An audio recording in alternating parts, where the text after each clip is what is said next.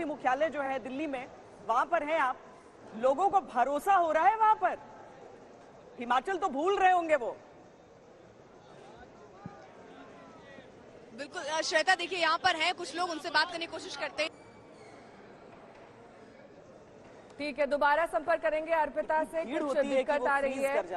सुप्रिया जी हमारे साथ लगातार जुड़ी हुई हैं। सुप्रिया जी, देखिए जिस तरीके से हिमाचल के नतीजे आए हैं, जाहिर तौर पर आपकी पार्टी के लिए एक बड़ी जीत है, क्योंकि गाहे बगाहे इस बात का भी जिक्र होता है कि सिर्फ प्रियंका गांधी वहां पर प्रचार के लिए पहुंची, राहुल गांधी पदयात्रा में बिजी थे, वो नहीं पहुंच पाए, बड़े नेता भी कई वहां पर पहुंचे।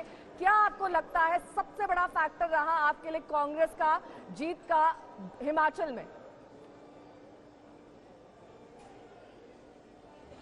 मुझे लगता है हमने जनता के मुद्दे उठाए और उन मुद्दों पर बात करी जिससे कि हिमाचल के लोग त्रस्त और परेशान थे, चाहे वो कमीशन और करप्शन हो, चाहे वो ओल्ड पेंशन हो जो हमने राजस्थान और छत्तीसगढ़ में करके दिखाई, चाहे हमने अग्निवीर के खिलाफ जो बात कही और कहा कि ये बिल्कुल गलत है और लोगों के साथ खिलवाड़ है।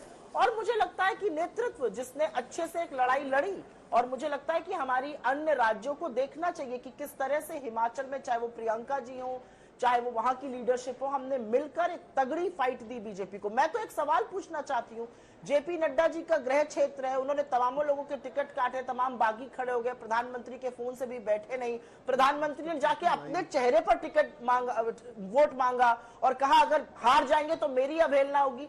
तो ये हार का ठीकरा किसके सर फोड़ा जाएगा, मैं ये जरूर जानना चाहती हूँ, क्योंकि कांग्रेस के लिए तो मीडिया त्वरित तैयार रहता है, वहां पर किसके सर फोड़ा जाएगा ये जानने के लिए मैं थोड़ी सी उत्सुक हूं। भारतीय जनता पार्टी क्या ये बता पाएगी कि किसकी वजह से वो हारे?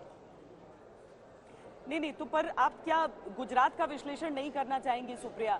क्योंकि देखिए कांग्रेस का एक, बिल्कुल करूंगी, बिल्कुल थोड़ी देर में सुप्रिया जी आपके पास हम लौटते हैं। रविशंकर प्रसाद हमारे साथ जुड़ गए हैं। रविशंकर जी, लंबा समय गुजरात में बिताया, आज ये जो आंकड़े आप देख रहे हैं, मतलब आपका सच सच बताइएगा कि आपका अपना आकलन कितनी सीटें कह रहा था बीजेपी के लिए?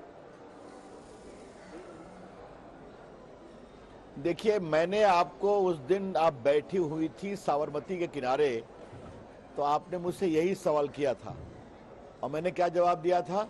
ऐतिहासिक, अप्रायश्चित, अप्रत्याशित और अविस्मरणीय। मैंने 3 शब्दों का प्रयोग किया था। आपने बार बार मुझसे नंबर पूछा, हमने कहा नंबर की प्रतीक्षा आप करिए।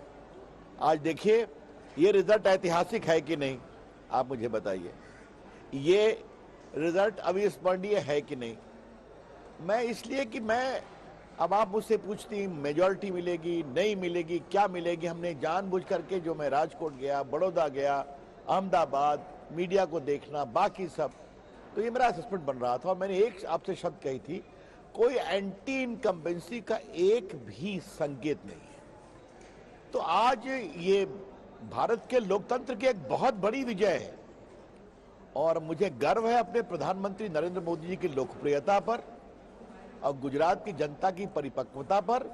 और एक बात ध्यान रखिए कि हमारे संगठन का जो बूथ स्तर तक काम है ना, पन्ना प्रमुख, बूथ प्रमुख, तो ये उस मेहनत का भी असर है। हमारा काम, हमारे नेतृत्व की लोकप्रियता, रविशंकर जी, और हमारे संगठन की मजबूती, पास क्रॉस करना ये तो अप्रत्याशित है। मतलब ये मैं आपसे इसीलिए पूछ रही हूँ कि सच सच बताइए कि आपके दिल में वो कौन सा आंकड़ा था कि कितना बीजेपी हासिल कर सकती है? देखिए, मैं आप एक बात मैं बता दूं आपको, अब मैं थोड़ा एक राजनीतिक कार्यकर्ता अपने छात्र जीवन से हूं, कई प्रदेशों का प्रभारी रहा हूं, तो थोड़ा जब मैं प्रदेश में जाता हूं तो कुछ हवा को सूंघने की क्षमता में है। कई बार गलत भी साबित हुआ हूं, अधिकांश बार सही साबित होता हूं। आप भी जानती हैं, आप मेरे प्रदेश में भी आई हैं कई बार मेरे साथ प्रवास में और प्रचार दोनों में। देखिए, फिर मैं आपसे कह रहा हूं, एक आपको उदाहरण देता हूं। मोदी जी उस दिन 50-51 किलोमीटर के जो शोभा यात्रा में थे अहमदाबाद में, तो मैं नरोदा में जहां से शुरू हुआ था मैं था, उसके बाद मैं फॉलो कर रहा था। अब 10 लाख लोग अपनी इच्छा से सड़कों पर आए और एक व्यक्ति बाहर से नहीं आया था। मैं आपको बताना चाहता हूं, इतना तो हम समझ लेते हैं, घर की छतों पर, बालकनी में, बाउंड्री में, क्या गरीब, क्या अमीर, क्या मध्यम वर्ग, हर व्यक्ति सड़क पर था, उनका अभिनंदन कर रहा था। और जो रविशंकर व्यक्ति जी 14 माफ साल कीजिएगा, आपको मुख्यमंत्री थोड़ा रहा सा हो टोक रही हूँ यहाँ पर, और क्योंकि आप 8.5 साल ग्राउंड से पर मौजूद प्रधानमंत्री। थे स्वयं और आपने देखा किस तरीके की अप्रत्याशित भीड़ आई थी, रोड शो हुए वहां पर तमाम तरीके से। लेकिन एक नई पार्टी की एंट्री, आम आदमी पार्टी फैक्टर, जो इस बार गुजरात में देखने को मिला, उनकी भी रोड शो रैलियों में कम भीड़ नहीं थी रविशंकर जी।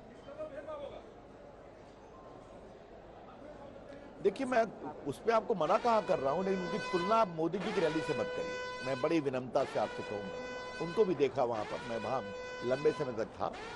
अब ठीक है, उनको वोट मिला है, लेकिन एक बात मैं कह दूं, जो आप लोग वोट का प्रोजेक्शन अभी दिखा रही हैं, और ये बात मैं बहुत गंभीरता से बोल रहा हूं, अगर कांग्रेस पार्टी के हिस्से में आम आदमी पार्टी का पूरा वोट डाल दीजिए, तभी तो बीजेपी को 53% है ना, तभी रिजल्ट में कोई फर्क पड़ता क्या? 53% और 30%, तो जहां 22-23% का अंतर हो, वहां कितना, तो सीटों पर कोई बहुत असर नहीं पड़ने वाला था।